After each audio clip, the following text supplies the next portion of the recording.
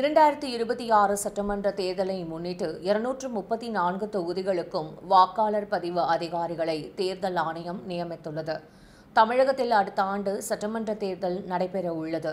ஆளும் கட்சியான திமுக, எதிர்க்கட்சியான அதிமுக, புதிதாக களத்தில் இறங்கியுள்ள தமிழக வெற்றிக் கழகம் உள்ளிட்ட அனைத்து கட்சிகளும் தேர்தலுக்கு தீவிரமாக ஆயத்தமாகி வருகின்றன. இந்நிலையில் வரும் ஆகஸ்ட் முதல் டிசம்பர் வரை வாக்காளர் சுருக்க திருத்த பட்டியல் பணிகள் நடைபெறும் என்று எதிர்பார்க்கப்படுகிறது.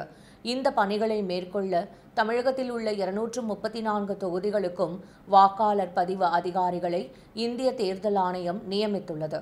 ஒவ்வொரு தொகுதிக்கும் கூடுதல் ஆட்சியர், மாவட்ட வருவாய் அலுவலர், உதவி ஆட்சியர் நிலையில் உள்ள அதிகாரிகள் நியமிக்கப்பட்டுள்ளனர்.